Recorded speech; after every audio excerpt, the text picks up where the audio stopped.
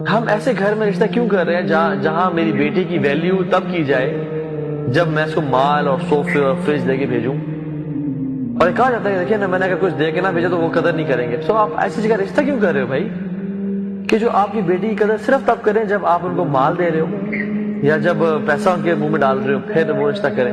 تو آپ کو تو from the get go it's red flag کہ یہ پیسے، آپ کے پیسے کی وجہ سے قدر کر رہے ہیں اور اصل جو لڑکی کی رسپیکٹ ہے وہ نہیں ہے. کل کو آپ فائنینشلی بینکرپٹ ہو گئے، کل کو جہیز دینے کے بعد وہ لڑکی جو ہے نا کچھ گھر میں نہ اچھا کریٹ کر سکی تو وہ فوراً سے ان کو مار کے بھگا دیں گے اس کو.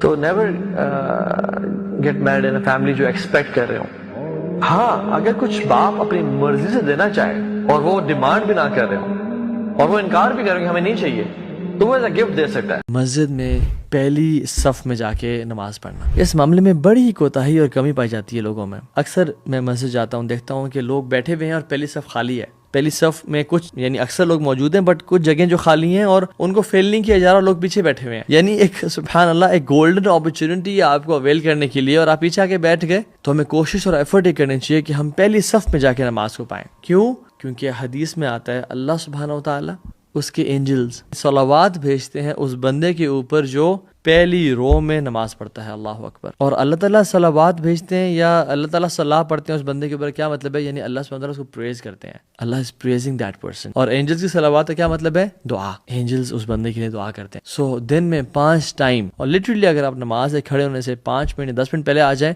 پہلی رو اکثر خالی ملے گی ہمیں. سو دس از اے گولڈن اپرچونٹی کہ ہم یہ اس کو ویل کر لیں. جو اس دور میں گناہوں سے بچ گیا نا، وہ میں امیجن کرتا ہوں کہ شاید وہ نوجوان، وہ میری بہن، وہ میرا بھائی قیامت کے دن صدیقین اور شہداء اور صالحین کے ساتھ ممبروں پہ بیٹھا ہوگا. کیونکہ اللہ کے نبی نے فرمایا کہ کچھ لوگ آئیں گے جن پہ دین پہ چلنا اتنا مشکل ہوگا، جلتے ہوئے کوئلے کو پکڑنا مشکل ہوتا ہے، جو اس دور میں بھی دین پہ چلے گا جس طرح میرے صحابہ دین پہ چلے.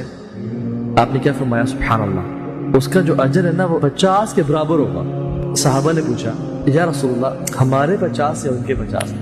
آپ نے فرمایا اے میرے صحابہ تمہارے 50 کے برابر. تو یعنی آپ 50 صحابہ کا کاؤنٹ تو کریں اپنی انگلیوں پہ اور پھر امیجن کریں اپنا ریوارڈ کہ آپ اس 21st سینچری میں بھی زنا سے بچے اور فحاشی سے بچے اور جھوٹ سے بچے.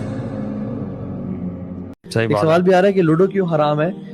لوڈو ویسے ان پرنسپل جنرلی اس میں مسئلہ نہ ہوتا اگر اللہ کی احادیث نہ ہوتی.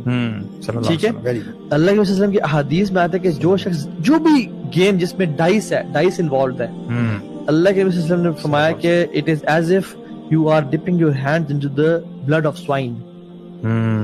ٹھیک ہے، اور اس کی مختلف احادیث ہیں اور اس کے پیچھے حکمت ہے، لاجک ہے، سب کچھ ہے.